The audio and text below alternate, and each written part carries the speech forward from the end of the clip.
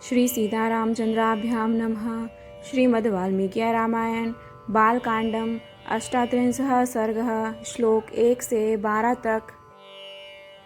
विषय राजा सगर के पुत्रों की उत्पत्ति तथा यज्ञ की तैयारी।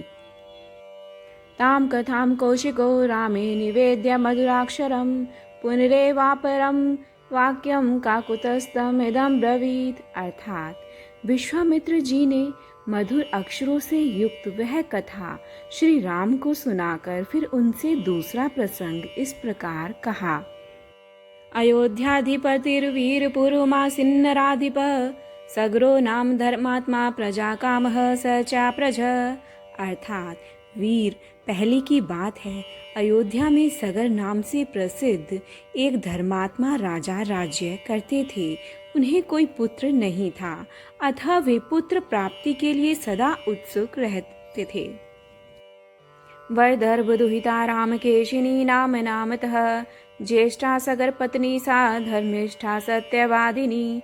अर्थात श्री राम विदर्भ राजकुमारी केशिनी राजा सगर की ज्येष्ठ पत्नी थी। वह बड़ी धर्मात्मा और सत्यवादिनी थी। अरिष्ट नेमिर दुहिता सुपर्ण भगनी तु सा द्वितीया सगरस्यासीत पत्नी सुमति संगीता। अर्थात सगर की दूसरी पत्नी का नाम सुमति था। वह अरिष्ट नेमी कश्यप की पुत्री तथा गरुड़ की बहन थी। ताभ्यां सह महाराजः पत्नीभ्यां तप्तवांस तपः हिमवन्तं समासाद्य भृगुप्रस्त्रवणे गिरौ। अर्थात महाराज सगर अपनी उन दोनों पत्नियों के साथ हिमालय पर्वत पर जाकर भृगुप्रस्त्रवण नामक शिखर पर तपस्या करने लगे। अथ वर्षशते पूर्ण तपसा राधिपतो मुनिः सगराय वरम प्रदाद भृगु सत्यवतां वरः। अर्थात 100 वर्ष पूर्ण होने पर उनकी तपस्या द्वारा प्रसन्न हुए सत्यवादियों में श्रेष्ठ महर्षि भृगु ने राजा सगर को वर दिया।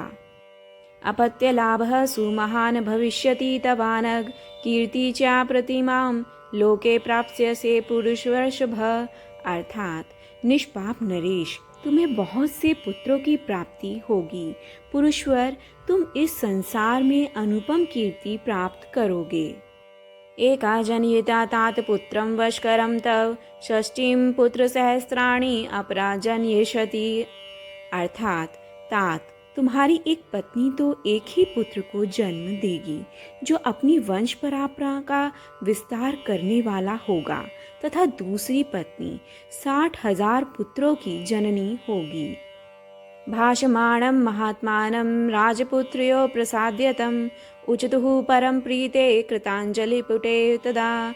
अर्थात महात्मा भृगु जब इस प्रकार कह रहे थे, उस समय उन दोनों राजकुमारियों ने उन्हें प्रसन्न करके स्वयं भी अत्यंत आनंदित हो दोनों हाथ जोड़कर पूछा। एकः कस्या सुतो ब्रह्मान् का बहुञ्जन यिष्यति श्रोतुमिच्छावहे ब्रह्मान् सत्यमस्तु वचस्तव।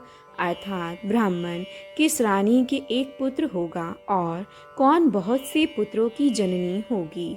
हम दोनों यह सुनना चाहती हैं, आपकी वाणी सत्य हो।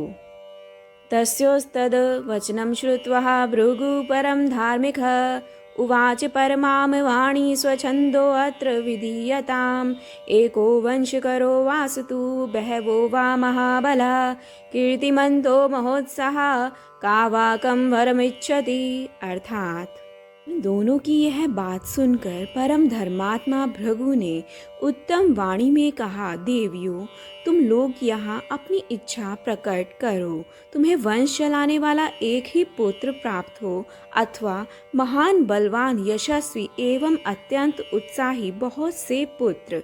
इन 2 वरों में से किस वर को कौन सी रानी ग्रहण करना चाहती है।